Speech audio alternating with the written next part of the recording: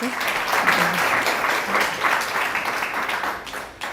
Donc, merci Philippe et merci donc aux organisateurs de ce colloque. On est tous très contents d'avoir un vrai colloque. Et je suis particulièrement contente aussi de revoir des collègues que j'ai un peu perdus au fil du temps, étant très âgés maintenant. Donc, il y en a que je revois depuis 20 ans, c'est vraiment un plaisir. Mais j'accueille les jeunes aussi, bien sûr, avec beaucoup de plaisir. Alors, j'ai accepté parce que ça me faisait plaisir, mais aussi parce que le thème du colloque me touchait particulièrement.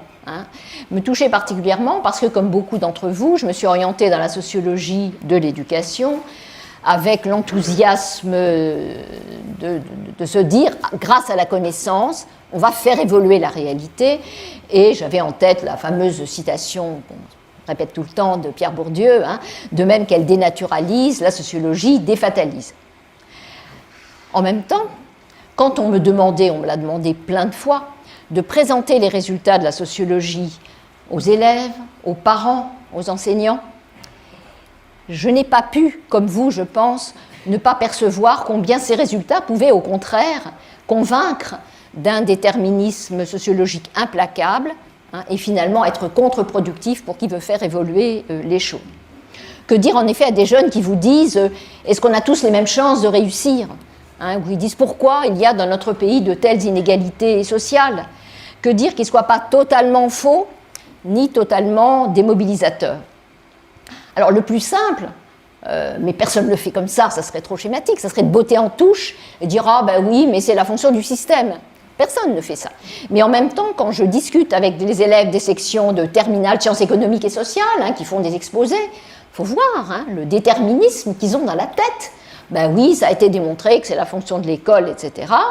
Et c'est évidemment un message qui non seulement est un peu court, pour le moins, mais démobilisateur et très violent, puisque ça nie pour toute personne toute possibilité d'avoir une emprise sur son devenir. Alors, ça peut être tout aussi violent d'aborder les mécanismes sous-jacents à cette régularité statistique qui est indiscutable, en évoquant le fonctionnement concret de l'école, les contenus, l'arbitraire des contenus, etc. Vous connaissez tout ça. Ou encore en parlant des inégalités précoces qui existent dans les familles, parce que tout ça aussi, ça peut nourrir un certain ressentiment chez les jeunes, une honte par rapport à leurs origines. Donc, dans tous les cas, on est agi par des forces qu'on ne maîtrise pas. Alors, parfois, la voie que j'utilise, qui n'est pas un modèle forcément à suivre, elle est plus technique, un peu facile. Ça consiste à expliciter les limites des résultats statistiques. D'abord, évidemment, il faut rappeler, ça c'est évident, que derrière toute moyenne, il y a de la dispersion. Ça, c'est une chose de base. Donc, si on sait, d'après les dernières enquêtes françaises, que 38% des enfants d'ouvriers non qualifiés n'obtiennent pas le bac, ça veut dire que 62% l'obtiennent. Et même si c'est 95% chez les enfants d'enseignants, ces 38%, ils existent, ils sont là. Il y a des exceptions, elles sont par définition exceptionnelles, mais bon, c'est des gens qui existent. Et donc, à présenter toujours les moyennes, on fait comme s'il y avait des mondes isolés. Alors, on le fait beaucoup en ce qui concerne justement les garçons et les filles. Voilà, en moyenne, les filles, elles ont ça, les garçons, ils ont ça, en oubliant qu'il y a un recouvrement entre les courbes, comme on peut dire en statistique, et ça, c'est vraiment quelque chose qu'on peut souligner. Donc, ces écarts de taux bruts, de données brutes, avec lesquels on appréhende souvent les inégalités, sont trompeurs en ce qui suggère un déterminisme écrasant. Et ça, quand on voit les tableaux, effectivement, on est un peu sidéré. On se dit, ben oui, il y a un déterminisme. Si on utilise d'autres techniques, comme celles que j'ai utilisées jadis avec des économistes, des techniques d'analyse multivariée, on va essayer d'estimer le poids d'une variable. Alors bien sûr, on dira toutes choses égales par ailleurs, on sait bien que ce n'est pas toutes choses égales par ailleurs, mais on mettra dans la même analyse non seulement l'origine sociale, mais d'autres caractéristiques de l'élève et surtout du contexte où il évolue. On mettra notamment le maître, l'établissement, etc. Et c'est là qu'on a pu mettre en évidence cette idée qui est maintenant une panacée, non évidente, à savoir qu'il y a un effet maître. Et qu'une année donnée, l'effet maître, il compte plus pour expliquer les progressions des élèves que ce que peut enlever certaines origines sociales. Donc, ça, c'est l'analyse multivariée qui permet de le montrer, donc d'évaluer l'influence relative du milieu social par rapport à d'autres facteurs.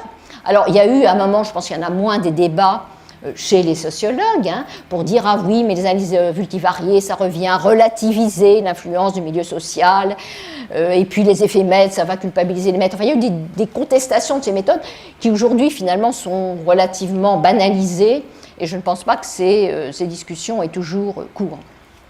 Alors, une autre voie pour bousculer un petit peu le sentiment de déterminisme écrasant, c'est de mobiliser des comparaisons internationales, et ça c'est assez facile, on a maintenant beaucoup de données, alors les enquêtes PISA par exemple, et parmi les enseignements des enquêtes PISA, il y a le fait que des pays qui ont la même structure sociale, une structure sociale aussi inégalitaire que la nôtre, voire plus, et bien pour autant, les performances de leurs élèves sont moins marquées par l'origine sociale. Ça fait réfléchir. Au Canada, on a des inégalités de revenus très importantes.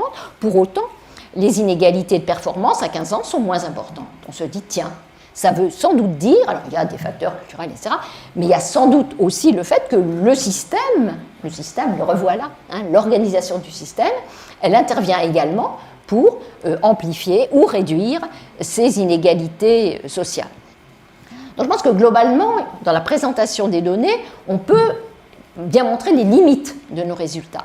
Mais autre chose qui est également très importante et que j'ai toujours privilégiée, semble-t-il, c'est de s'ouvrir à d'autres disciplines, de dire il n'y a pas que la sociologie, il n'y a pas que la sociologie. Si je veux déterminer vraiment les mécanismes qui produisent ces phénomènes, il faut s'ouvrir notamment aux psychologues, et ça aussi, ça nourrit des débats un peu idéologiques. Il y a quelques années, on disait, oui, mais les psychologues, eux, c'est la subjectivité, c'est pas scientifique, les sociologues, eux, ils sont scientifiques, etc. Donc je pense que c'est des débats qui sont relativement passés de mode, Plus personne ne dirait que la subjectivité, ça relève de l'illusion, et que, etc. Donc, c'est quelque chose que j'ai toujours fait, quitte à être taxé d'éclectisme, ce qui, en France, est vraiment un péché grave. Voilà. Ceci dit, dans un premier temps, j'exposerai ici ce qu'apportent à mes yeux les perspectives, non de la macrosociologie, mais aussi des sciences politiques, dans l'analyse des inégalités sociales, étant maintenant plutôt dans un environnement de sciences politiques. Le premier point, mais il est très banal pour un sociologue, c'est que il faut justifier les inégalités. Il ne suffit pas de les constater, il faut les justifier. Vous avez tous en tête, ou beaucoup d'entre vous ont en tête, les thèses de Max Weber, qui ont été reprises fidèlement par Bourdieu et Passeron avec leur notion de domination symbolique, qui soulignent que la force brute, ça ne marche pas, que tout rapport de force ne peut se maintenir que s'il y a derrière des justifications symboliques, et ces justifications sont intériorisées par les individus. C'est ça le point délicat, elles vont être intériorisées. Alors, c'est bien sûr, diront Weber, puis ensuite Bourdieu-Passeron, les classes dominantes qui, par définition, puisqu'elles sont dominantes, vont définir les critères à l'aune qui permettent de justifier ces inégalités et vont imposer ces critères comme si c'était évident, etc. Après, l'intériorisation de ces critères va faire qu'on acceptera comme évidentes les inégalités qui existent dans la société et les privilèges dont jouissent les classes dominantes. Donc ça, c'est un fond de carte assez classique, que personne ne discute vraiment, mais qui montre bien que toutes les sociétés sont confrontées à cette difficulté de comment justifier les inégalités et, en arrière-plan, comment répartir des places dans la société qui sont inégales. Alors pendant longtemps, c'est les régimes aristocratiques, c'était de père en fils, les femmes on n'en parlait même pas, c'était vraiment l'aristocratie masculine, qui a été disqualifiée au moment de la Révolution. Mais au moment de la Révolution, le problème, c'est qu'on a disqualifié l'aristocratie, mais pour autant, il restait des inégalités tout à fait importantes qu'il fallait néanmoins justifier.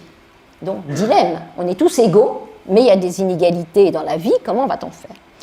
Et la solution, telle qu'elle est préconisée dans la Déclaration des droits de l'homme et du citoyen, c'était de dire, ces distinctions, disait-on, on ne disait pas les inégalités à l'époque, ces distinctions, elles doivent être fondées sur l'utilité commune. Je trouve que ce terme est assez joli, l'utilité commune, ça renvoie à l'idée que c'est par leur contribution à la collectivité que les personnes vont voir ce qu'on appellerait maintenant le mérite, c'est vraiment la même chose, c'est une définition fonctionnelle du mérite, vont voir leur mérite reconnu et être récompensés en conséquence. Alors, la question du mérite, elle reste néanmoins en suspens. Comment va-t-on mesurer le mérite? Alors, jusqu'au milieu, disons, du XXe siècle, en décalage d'ailleurs avec l'héritage révolutionnaire qui avait disqualifié la naissance, la solution de facilité, ça a été de s'en remettre un peu aux lignées familiales ou à l'expérience. On a dit, bah oui, bon, ça, d'accord. La lignée familiale, l'expérience, assurait les qualités de bonne éducation, voire de sagesse, qui permettaient d'accéder aux positions dominantes. Petit à petit, tout ça a évolué, notamment avec l'évolution économique, qui a délégitimé l'expérience et les héritages familiaux. Les analyses d'un point de pro ont bien montré ce changement, cette révolution, qui a été vraiment tirée par le besoin de compétences nouvelles qu'on n'apprenait plus de père en fils, justement. Et si Jules Ferry, mais en remontant un tout petit peu, quand il a fondé l'école obligatoire, lui avait en tête essentiellement la formation du citoyen, ce qu'on a appelé l'explosion scolaire du XXe siècle, cette expansion de l'éducation, elle a plutôt répondu à un objectif de développement économique dans un contexte de concurrence internationale, etc. Et le risque, je dis bien le risque, était alors que l'objectif de formation prenne le pas sur l'objectif d'éducation. Alors pourquoi je dis le risque? Je dis le risque parce que qui dit formation pour des emplois qui sont inégaux, inégalement attractifs, disons, implique qu'une optique sélective va prévaloir. Et donc là, ça va poser un problème, puisque au sein de l'école, il va y avoir une sélection pour classer par rapport à des emplois inégalement attractifs.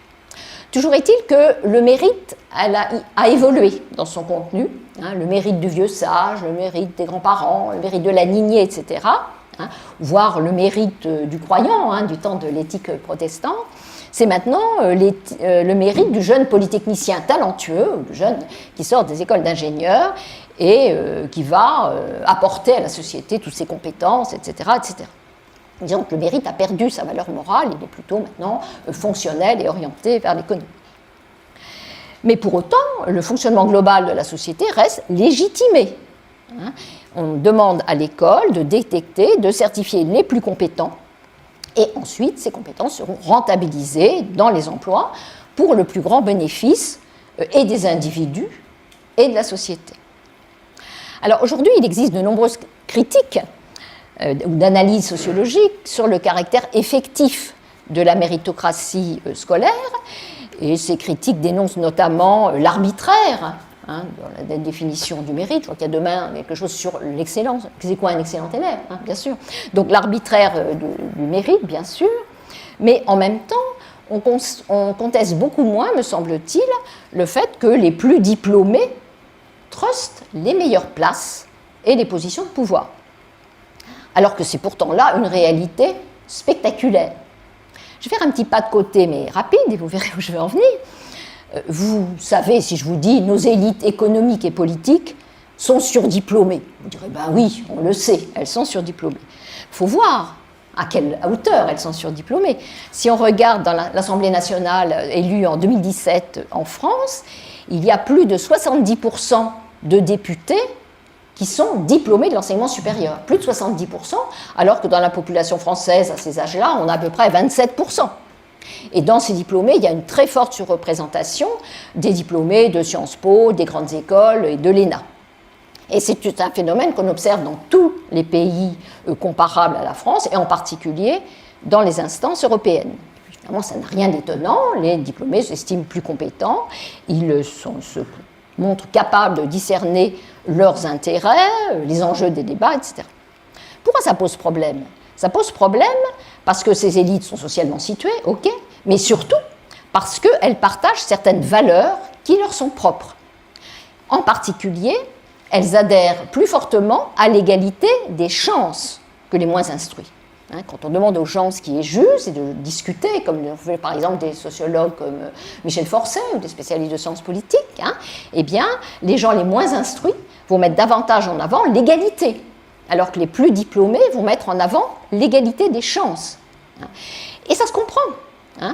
Ces élites sont formées majoritairement dans les grandes écoles, au terme d'un parcours qui est sélectif, d'un point de vue académique, eh bien, ces heureux élus sont persuadés qu'une juste compétition a pris place, qu'ils sont effectivement les meilleurs. Ils sont convaincus qu'ils savent ce qu'ils veulent faire, et il me semble que l'actualité récente le montre assez bien, voilà, aux yeux de ces élites, tout est une question de pédagogie. Ils savent ce qu'il faut faire, il faut simplement expliquer aux gens qui sont un peu moins éduqués qu'eux et qui ont du mal à comprendre. Alors le plus important dans la problématique qui est la nôtre, enfin la mienne ici, c'est que ces élites scolaires et économiques et politiques adhèrent vraiment plus à la méritocratie. C'est-à-dire qu'on va retrouver ici les intuitions de Bourdieu et Passeron et aussi les thèses de certains psychologues. Évidemment, quand on lit les psychologues, on trouve des choses très proches, par exemple Sidanius et Prato, s'il y en a parmi vous qui ont fait de la psychologie. Et ces thèses disent « les dominants valorisent et imposent l'idéologie qui leur convient, qui est confortable pour eux. » Et effectivement, les gens qui sont au sommet de la hiérarchie sociale vont expliquer la réussite et les inégalités par des caractéristiques personnelles des personnes, la qualité du travail, des efforts qui sont déployés, et beaucoup moins par les caractéristiques extérieures, par le hasard, par les obstacles objectifs, le manque de ressources. Les moins diplômés, au contraire, quand on leur demande d'expliquer les inégalités, vont mettre davantage en avant ce qu'on appellera des facteurs externes, je n'ai pas eu de chance, etc. Et ils vont privilégier, je l'ai dit, davantage l'égalité des résultats plutôt que l'égalité des chances. Ce qui peut évidemment engendrer des tensions politiques, mais aussi ce qui va pénétrer dans l'enceinte scolaire. Alors, je reviens dans l'enceinte scolaire. Donc, il y a ce fond de carte de la méritocratie, et on nous dit, si on écoute les sociologues, tout ça, ça va être intériorisé. Mais comment ça se fabrique, l'intériorisation? Je trouve que là-dessus, il n'y a pas énormément de littérature. On ne va pas se contenter de dire c'est la fonction de l'école de faire intérioriser. OK. Qu'est-ce que ça veut dire? Eh bien, pour essayer de comprendre ça, il faut se pencher concrètement sur les conceptions de la réussite, du mérite qu'ont les enseignants et l'impact de ces conceptions sur les élèves. Ça, c'est vraiment une question centrale. Aujourd'hui, enfin, je ne sais pas si c'est encore la totalité du colloque, on s'intéresse surtout au savoir, aux acquisitions du savoir. La didactique est alors tout à fait essentielle. Moi, j'ai un point de vue assez différent ici. Disons, pour le sociologue, il y a ce fond de carte méritocratique, comment la méritocratie va être intériorisée. Je ne m'occupe pas du tout des savoirs, je laisse ça à tous les collègues de l'ESCOL qui sont très nombreux ici, et je n'y connais vraiment rien. Donc je vais vraiment me centrer sur l'intériorisation de la méritocratie. Alors, cela suppose d'explorer notamment les travaux de la psychologie sociale. Il y a bien sûr toute une micro-sociologie, il y a des gens de sciences de l'éducation, mais il y a surtout, me semble-t-il, d'après les références que j'ai pu éplucher, des travaux de psychologues sociaux qui vont regarder les expériences, ce que vivent les élèves dans les classes. Et on sait bien que même si les classes se présentent sous un jour uniforme, il y a toute une réglementation centralisatrice et uniforme, les élèves vivent dans les classes des expériences très diverses, de valorisation pour les uns, de dévalorisation pour les autres. Et on sait bien sûr aussi que des inégalités sociales spécifiques sont engendrées dans le quotidien des classes, tout n'est pas importé de l'extérieur, et donc il me semble crucial d'examiner comment les élèves vivent ces inégalités, comment ils les perçoivent, comment ils les expliquent. Il me semble qu'il y a là un rouage tout à fait important pour comprendre justement cette intériorisation de la méritocratie et donc la reproduction des inégalités telles que posées à un niveau théorique par la sociologie macro. Alors commençons par les enseignants. Les enseignants sont membres d'une société fondée sur la méritocratie qui promeut un certain type d'intelligence. Il n'y a aucune raison pour qu'ils ne participent pas de ce climat idéologique global. Tous les enseignants ne sont pas des révolutionnaires en armes, ils sont dans la société. C'est comme si quand on s'intéresse aux stéréotypes de genre, on est dedans et de fait, on finit par les partager. Donc il n'y a pas de raison qu'ils ne partagent pas ces conceptions de la réussite, de l'intelligence, etc. Et de plus, ça va aggraver leur cas si on peut dire, ils ont accédé à la profession enseignante sur la base de leurs valeurs scolaires, au prix de sélection académique, parfois très stricte. Et ceci ne peut que renforcer leur tendance à expliquer les performances des élèves au prisme de la méritocratie, d'expliquer donc les performances par les caractéristiques personnelles. Enfin, mais c'est aussi important, Ils enseignent à des enfants souvent jeunes, de même âge, dans une même classe. Ils ont le sentiment que voilà, tout ça, le contexte est uniforme. Et donc, ils sont enclins, me semble-t-il, à penser que les inégalités de performance résultent des différences réelles propres aux élèves et non de leur pratique pédagogique.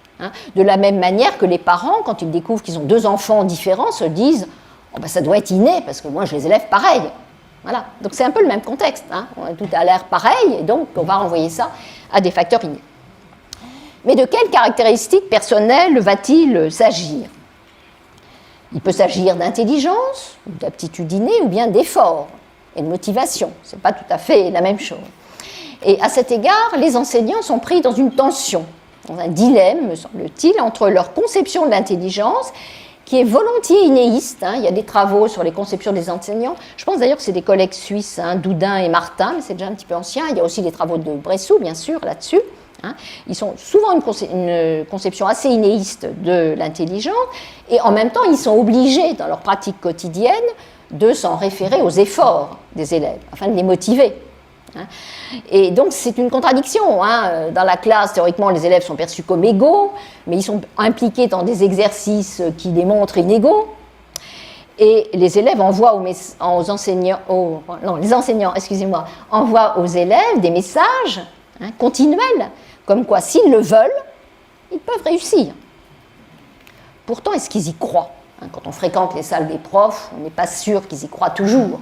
Et on se dit que finalement, cet accent qui est mis sur « si tu veux, tu y arriveras », c'est ce que François Dubé appelle une fiction nécessaire. C'est-à-dire que la réussite ne doit pas apparaître comme relevant de facteurs incontrôlables, comme les aptitudes, parce que dans ce cas, ce n'est pas la peine de se donner tant de mal. À la fois, les efforts des enseignants et ceux des élèves sont vains. Donc, les enseignants sont un peu coincés et ils vont préférer quand même, majoritairement, je l'ai dit, les explications internes, celles qui font appel aux caractéristiques personnelles des élèves, parce que particulièrement, notamment Bressou et Pansu, ils préfèrent les élèves internes, parce qu'ils jouent le jeu. Parce qu'ils ne vont pas dire « Oh, oui, j'ai raté parce que vous ne m'aimez pas ». Ils vont dire « J'ai raté parce que je n'ai pas assez travaillé ». Et ça, c'est pas mal par rapport à la position des enseignants. En même temps, parmi ces facteurs internes, il y a deux grands types de facteurs internes. Il y a bien sûr les facteurs internes incontrôlables, disent les psychologues, c'est le jargon des psychologues, l'intelligence, les aptitudes, quoi qu'on en pense, ou les facteurs plus contrôlables, comme les efforts ou la motivation. Néanmoins, il semble bien quand même, notamment dans certaines disciplines comme les mathématiques, que les facteurs internes non contrôlables, les aptitudes, les dons, même si c'est politiquement incorrect de parler ainsi, dominent, et que ce soit vraiment le mode d'explication privilégié des enseignants. Et ceci va affecter les pratiques pédagogiques. On a des conceptions de la réussite, ça va affecter les pratiques pédagogiques. Si les maîtres sont convaincus que l'intelligence des enfants n'est pas fixée une bonne fois pour toutes par un déterminisme biologisant, mais qu'elle est au contraire malléable, susceptible d'évoluer au fil des années, eh bien, ils vont mettre en œuvre des interactions plus stimulantes. Ils vont encourager davantage les efforts, fournir aux élèves des suggestions pour améliorer leurs résultats, alors qu'à l'inverse, tout ça c'est des études qu'on trouve dans la psychologie sociale de l'éducation, alors qu'à l'inverse, les enseignants qui partagent une représentation de l'intelligence figée vont se montrer plus directifs, donneront moins de feedback, et donc les élèves peuvent considérer leur échec comme insurmontable, comme un signe de faible capacité.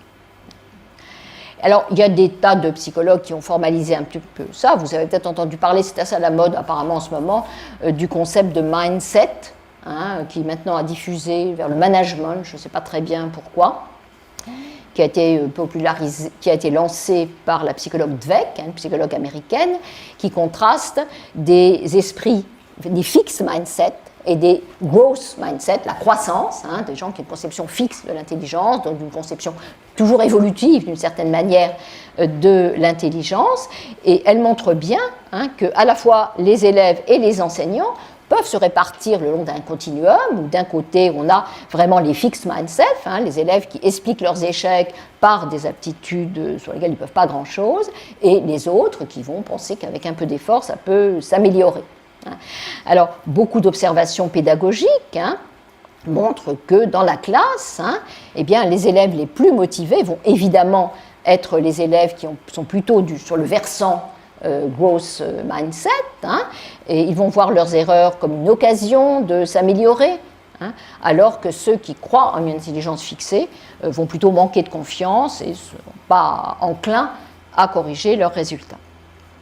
Alors, plus globalement, la façon dont les maîtres et les élèves expliquent les inégalités scolaires, on sait bien que ça peut miner la motivation des élèves, affaiblir la performance, et particulièrement parmi les enfants qui ont des difficultés précoces dès le départ, qui sont plutôt les enfants de milieux populaires ou de minorités ethniques. Ça va ébranler leur confiance en eux-mêmes, et d'autant plus que ces inégalités scolaires renverraient à des caractéristiques stables.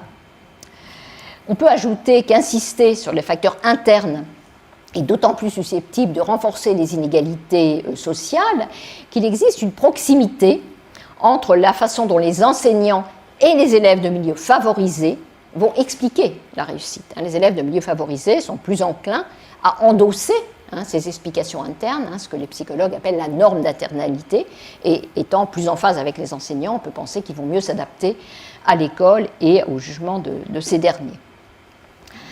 Donc, la façon dont les enseignants expliquent les échecs et les réussites des élèves façonne leurs attentes concernant les performances.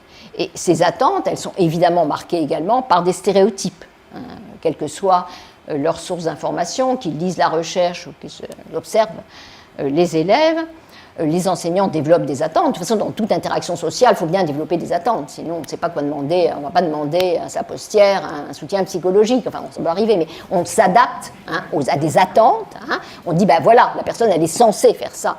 Donc, il y a des attentes. Ce n'est pas une critique de dire que les enseignants ont des attentes. Et ces attentes, elles sont nécessairement stéréotypées parce qu'on a connaissance de quelques cas qu'on va monter en épingle et qui vont forger la représentation qu'on a. Alors, ces attentes, il y a toute une littérature que vous connaissez, qui est, je pense, assez vulgarisée dans la formation des enseignants, sur le rôle des attentes dans les interactions. C'est le fameux effet Pygmalion qui a été beaucoup discuté, mais indépendamment des discussions précises et techniques sur l'effet Pygmalion, on sait bien que les attentes vont quand même orienter les pratiques des enseignants et que les élèves inconsciemment vont essayer de répondre à ces attentes.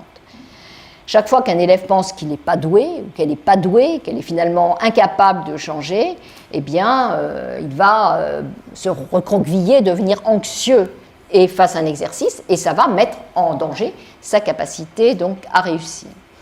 Intervient ici un phénomène tout à fait capital, que vous connaissez peut-être, certains d'entre vous au moins, que je trouve vraiment fondamental, et je m'étonne que les sociologues ne s'y intéressent pas plus, c'est le phénomène de menace du stéréotype. La menace du stéréotype, c'est un concept forgé par des psychologues qui explique que quand un stéréotype négatif est partagé largement dans un groupe, ça crée chez ses membres un poids qui joue comme une menace et qui va freiner la capacité à réussir. Parce que les gens ont peur de confirmer le stéréotype, donc ça va limiter leur performance. Et ça, c'est un résultat qui est largement démontré, qui a été démontré aux États-Unis dans les années 80, mais je dis peut-être une bêtise, quand on présentait à des minorités ethniques, notamment à des personnes noires, des tests, en leur disant c'est un test d'intelligence. Les Noirs ayant intériorisé le stéréotype comme quoi les Noirs sont moins intelligents, réussissaient moins bien que quand le même exercice était présenté comme un jeu, par exemple, c'était le même exercice, mais ils étaient moins menacés par ce stéréotype. Et donc, ça, c'est un phénomène qui va jouer beaucoup dans la classe, puisque les enfants de tel ou tel groupe vont être concernés par certains stéréotypes, des stéréotypes plus négatifs pour les enfants de milieux populaires. Donc, ça va être un phénomène qui va accentuer les inégalités. On sait que ça joue beaucoup, par exemple, sur les inégalités entre garçons et filles. Vous dites, vu les stéréotypes qui concernent les filles comme incapables de lire dans l'espace, par exemple, ou de faire de la géométrie, vous leur dites que le même exercice, c'est du dessin, elles réussissent bien mieux que si vous leur dites, voilà un exercice de géométrie, parce que c'est cette menace, donc, du stéréotype. Et ça, je pense que c'est très important, parce que ça montre bien un des mécanismes de la reproduction des inégalités, en l'occurrence, là, dans la classe, puisque les enseignants vont se poser, vont se baser sur des vraies choses. C'est vrai qu'en moyenne, les enfants de milieux défavorisés, ils réussissent moins bien. Donc ils vont développer des stéréotypes, et ces stéréotypes vont accentuer ce phénomène. Ces élèves vont effectivement moins bien réussir parce qu'ils ont bien compris les attentes, en l'occurrence moins ambitieuses, de leurs enseignants. Donc ce cercle reproducteur aide à comprendre comment les élèves acceptent progressivement les inégalités sociales de performance. Les élèves vont se dire, ben oui, tel élève, il est meilleur, et on va ainsi intérioriser l'idée que l'école est juste et que donc il est normal que certains aient tel ou tel avantage à la clé. Alors évidemment, les sociologues vont insister, c'est un troisième point, sur le rôle du contexte. Ça, c'est un peu le business du sociologue. Tout ça, bien sûr, est fabriqué dans un contexte.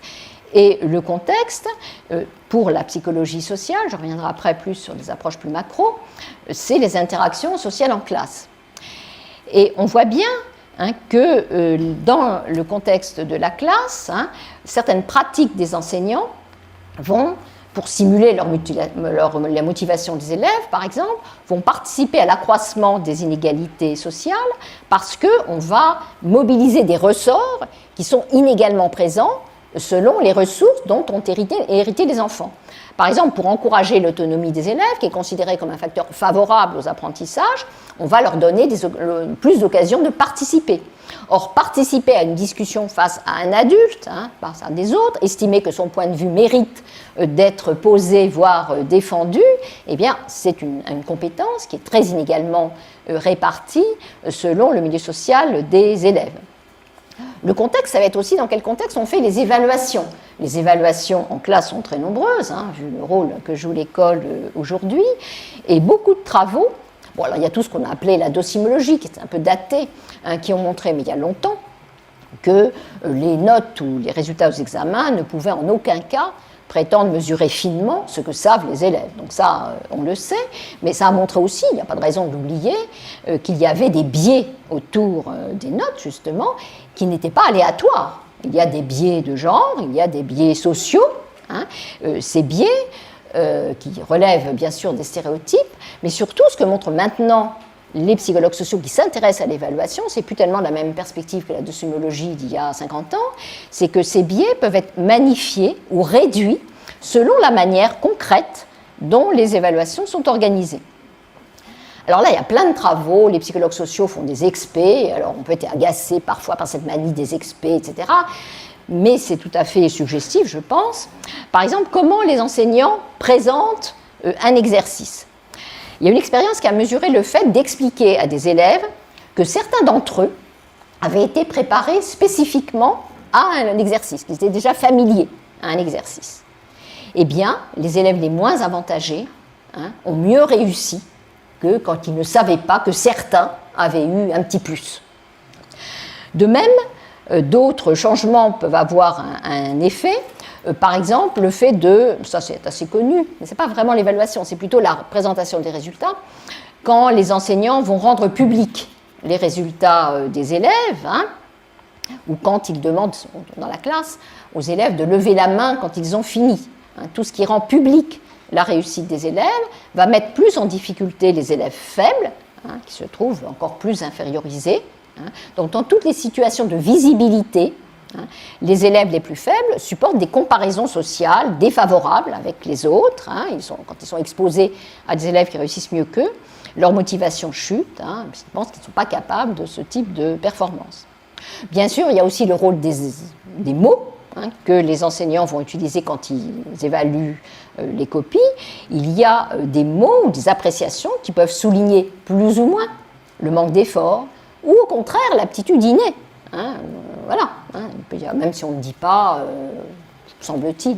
Il y a eu beaucoup d'études, mais y compris d'ailleurs anciennes, chez Bourdieu-Passeron, il y avait eu des études des appréciations des élèves, mais on ne voyait pas les effets chez les élèves. Maintenant, on sait que selon qu'on utilise tel ou tel terme, eh bien, certains élèves vont être enfoncés dans leur sentiment d'être complètement nuls, comme on dit.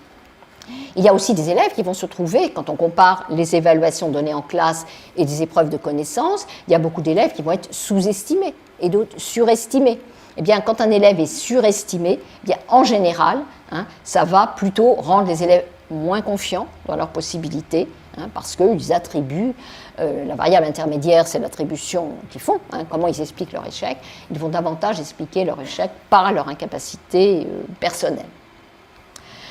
Donc, il y a aussi, bien sûr, vous les connaissez, c'est des gens qui sont, je pense, sont beaucoup venus en Suisse, les travaux de Marcel Craé, qui montrent que les évaluations, elles ont pour fonction de classer les élèves. Donc, elles vont magnifier les écarts entre les élèves de manière artificielle. Et ça, il y a des résultats constants qui le montrent. J'ai découvert, il n'y a pas longtemps, en lisant attentivement, ça m'est passé la première fois, les résultats des épreuves PISA. On a fait dans les dernières versions des épreuves PISA, dans la version 2008, on a soumis les élèves à des exercices qui n'ont pas de lien avec les contenus scolaires. On demandait par exemple aux élèves de calculer les trajets les plus courts, les plus logiques, pour permettre à 3 amis situés à des points distincts de se retrouver, etc. Eh bien, quand on regarde les performances des élèves à ces exercices qui ne sont pas directement liés à des contenus scolaires, les inégalités sociales entre les performances des élèves sont bien moins importantes que celles qui marquent les notes. Comme si le fait que ce qu'on apprend de fait dans la vie était distribué moins inégalement que les notes qu'on donne en classe. Ça, c'est vraiment des constats qui, je pense, font tout à fait réfléchir. Alors, les sociologues s'intéressent aussi à un contexte macro un petit peu plus global. En particulier, il y a beaucoup de travaux maintenant sur la perception des inégalités, comment les gens, tout un chacun, que ce soit les adultes d'ailleurs ou les élèves, perçoivent les inégalités. Et ce qu'on montre, c'est que quand les gens évoluent dans un contexte hétérogène, dans des quartiers par exemple mélangés, eh bien, ils ont tendance à expliquer les inégalités davantage par des facteurs externes. Il y en a qui n'ont pas de chance, qui n'ont pas de travail, etc. Alors que quand le contexte est homogène entre soi, eh bien, les explications sont beaucoup plus personnelles. On va renvoyer justement à des caractéristiques personnelles des personnes. C'est pour ça que si on pose la question du mode de groupement des élèves, le plus propice à une réduction des inégalités sociales, le fameux débat sur la mixité sociale, qui est particulièrement vif en France, mais je pense qu'il est assez répandu, c'est une question qui est très compliquée. Et je ne sais pas si on peut dire clairement dans un sens ou dans l'autre. Parce que les classes homogènes, en même temps, c'est plus confortable d'être dans une classe homogène parce que les comparaisons sociales sont moins extrêmes. On n'a pas d'élèves super meilleurs que vous, super moins bons, pardon. Les psychologues ont une image assez rigolote pour exprimer ce phénomène. Ils parlent du big fish in a little pond effect. Le big fish, c'est le gros poisson, il aime mieux être dans une petite mare qu'être dans la mer. Donc on aime mieux en général être dans un groupe où il n'y a pas de gens trop forts, parce qu'on se sentirait un petit peu infériorisé. Donc finalement, l'homogénéité de la classe, elle est relativement confortable à vivre. Mais en même temps, dans un contexte homogène, je viens de le dire, les enseignants vont avoir davantage tendance à dire c'est les caractéristiques individuelles des élèves qui vont jouer, et donc à être plus essentialistes, à invoquer plus la méritocratie, etc. Alors ceci, bien sûr, donc ça rend un petit peu prudent sur les préconisations à faire concernant le groupement par niveau. Bon, il y a moins d'hésitation concernant le caractère nocif en termes d'inégalité sociale des dispositifs ou des structures pédagogiques qui vraiment isolent les élèves faibles, les fameux special needs dans la littérature anglo-saxonne, tout ce qu'on voue vraiment pour isoler ces élèves. Ça, c'est des dispositifs qui, en général, disséminent un certain essentialisme, qui explique donc les échecs par des caractéristiques des élèves, et en dépit du caractère parfois bienveillant de ces politiques, c'est plutôt une dégradation des élèves les plus faibles à laquelle on assiste, d'autant plus qu'il y a par ailleurs en général, même si au départ les curricula sont identiques, il y a une dérive des curricula, comme l'ont montré des chercheuses comme Aletta Grisé, qui font qu'on finit par plus faire du tout la même chose, même si initialement on était censé le faire. Alors, les études PISA, ou les études des sociologues sur les données PISA, confortent, là encore, ce type de perspective. Il y a un collègue, un Mij, qui est un néerlandais, qui a comparé les conceptions de la réussite qu'avaient les élèves selon qu'ils fréquentaient des filières distinctes ou des curriculums communs. Et il montre qu'effectivement, quand les élèves fréquentent des filières vraiment étagées, hiérarchisées, distinctes, eh bien, ils ont plus tendance à expliquer leur réussite par des facteurs personnels, que quand ils sont vraiment mélangés avec des élèves ou des étudiants qui ont eu moins de chance qu'eux, si on peut dire les choses comme ça. On a aussi observé ça dans les travaux que j'ai faits sur les étudiants de classes préparatoires aux grandes écoles, qui sont des élèves de bon niveau, avec un environnement très homogène, et qui sont très sélectionnés et qui ont tendance à expliquer leur réussite par leurs caractéristiques personnelles, notamment leurs efforts, même si on voit apparaître un effet de connaissance, à savoir que ces élèves ont aussi entendu parler de la sociologie de l'éducation, et dans leur cas, ils vont parfois nuancer leur explication essentialiste. Donc le contexte est très important. Il y a même, il y a néanmoins des psychologues qui nous disent en fait on croit tous à la méritocratie, parce qu'on a tous besoin de croire que le monde est juste et que nos efforts seront récompensés. En particulier, les psychologues, et c'est assez convaincant, nous disent finalement qu'est-ce que vous apprenez à vos enfants? Vous leur apprenez, si tu travailles bien, tu seras récompensé, parce que sinon, pourquoi se motiver? Donc, il y a sans doute un besoin psychologique de se dire que, oui, il y a bien quelque part un mérite et que ce mérite sera récompensé. Ce que montre néanmoins la sociologie comparative, c'est que ça dépend quand même, il faut toujours se décentrer, et ça dépend des pays de la planète. C'est quand même une tendance très occidentale. Si on regarde la manière dont les Japonais, ou dans beaucoup de pays de l'Asie de l'Est, expliquent la réussite ou expliquent ce qui arrive aux gens, eh bien, en général, on va valoriser beaucoup plus les facteurs externes, l'insertion dans un réseau d'interaction sociale, alors que mettre l'accent sur la motivation, sur la compétence, sur l'intelligence, c'est vraiment typique du modèle occidental. Ce qui varie aussi beaucoup selon les pays, encore rôle du contexte, c'est ce qu'on va mettre derrière la notion de mérite. Les Américains, par exemple, vont mettre l'accent sur la compétence et l'effort. Vraiment beaucoup. Ça sera à peu près équivalent. Si on regarde les Chinois, eux, ça sera uniquement l'effort. Donc on a un dosage, si on peut dire, différent. Et il y a aussi une évolution dans l'histoire, comme je l'évoquais tout à l'heure. Donc la conclusion, c'est qu'une personne sera considérée comme méritant sa réussite dans certains pays et pas dans d'autres. Voilà. Ce qui rappelle la fragilité du principe méritocratique et le caractère arbitraire, évidemment, de la définition du mérite, alors que sa portée, à travers le mérite scolaire, elle est capitale dans la vraie vie. Alors, j'aborderai maintenant quelques réflexions un peu conclusives, pour ne pas déborder l'heure qui m'a été impartie. Je pense que c'est assez fondamental d'articuler des approches macro, j'allais dire traditionnelles, auxquelles je me réfère sans aucune hésitation de la sociologie, et des approches plus micro, que ce soit de la micro-sociologie, de la psychosociale, ça n'a pas beaucoup d'importance, si on veut comprendre les phénomènes et envisager des pistes d'action. Les approches macro, qu'est-ce qu'elles nous disent? Elles nous disent que les scolarités sont d'autant plus compétitives et socialement marquées que la société se repose sur les diplômes pour répartir les personnes dans les emplois et le long donc de la hiérarchie sociale, avec pour conséquence que la fonction sélective de l'éducation est exacerbée par rapport à sa fonction purement éducative.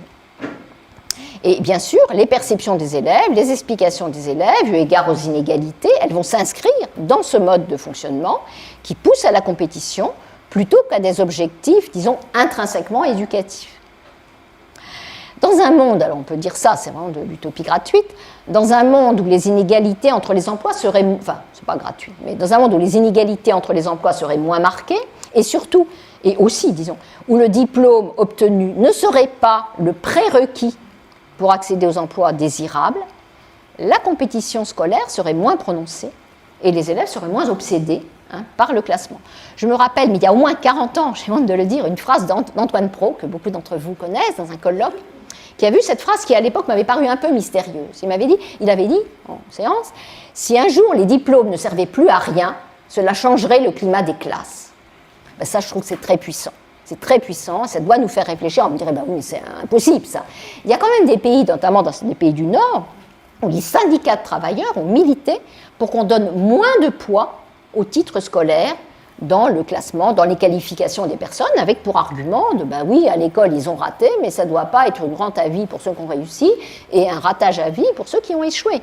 Donc, il faut réfléchir à ça. Ce n'est pas inscrit au firmament de dire, voilà, il y a une nomenclature des emplois, une nomenclature des professions, et pile poil, ça doit marcher ensemble. Donc, je pense que cette perspective macro, elle est très importante. Bon, en même temps, la question, c'est, mais tout ça est perçu comme légitime.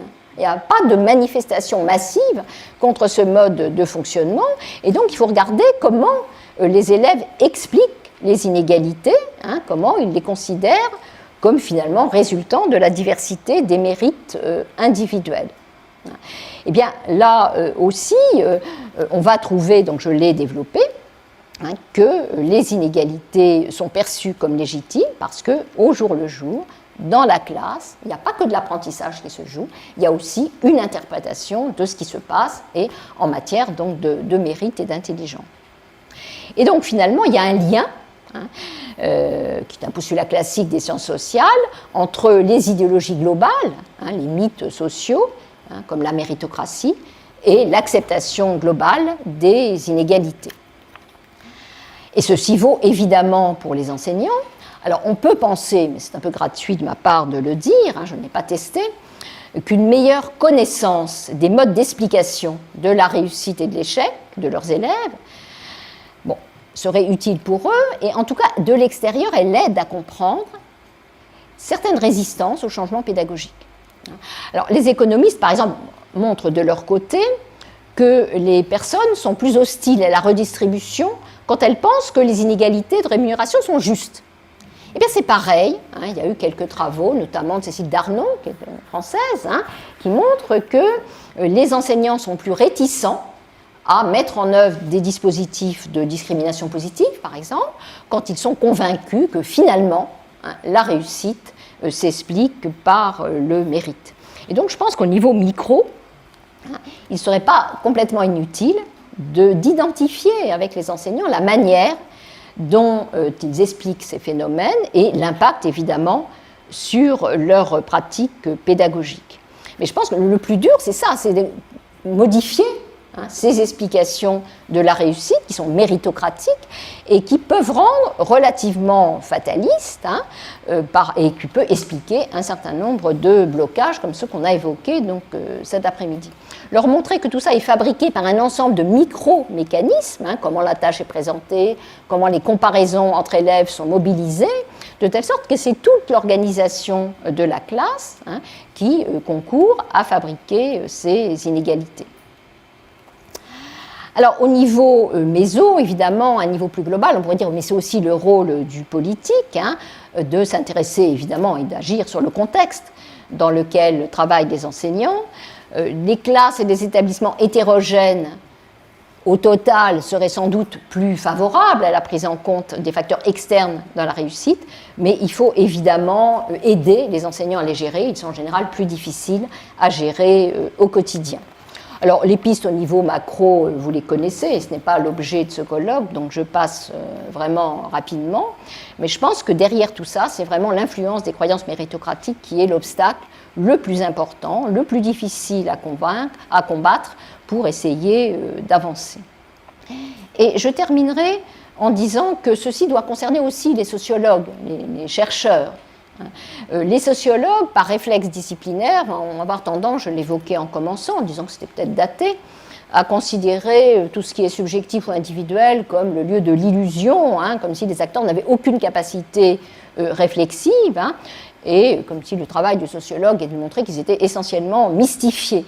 Donc je pense que c'est une conception un peu datée, et beaucoup de voix en sociologie, alors je pense aux travaux de Michel Lamont, que certains d'entre vous connaissent, qui nous dit l'enjeu aujourd'hui en sociologie, c'est justement d'expliquer ce qu'elle appelle ce missing link, ce lien manquant entre le macro et le micro, ce qui est qu'une manière parmi d'autres de revenir à la sociologie d'antan, puisque Durkheim se demandait toujours comment les petites choses deviennent de grandes choses. C'est ça, évidemment, le travail du sociologue.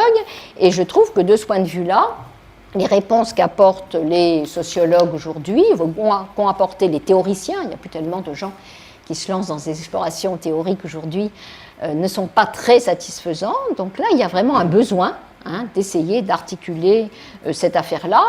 Si on ne le fait pas, c'est aussi, mais ça c'est l'analyse du milieu académique, qui n'invite pas les chercheurs à dépasser un peu les frontières, à oser parler à des spécialistes d'une autre discipline. On est tous un peu dans notre boîte, dans notre bulle, et ceci participe, à mes yeux aussi, du fait qu'on n'arrive pas à faire ce lien entre le micro et le macro, qui serait pourtant à mes yeux très utile.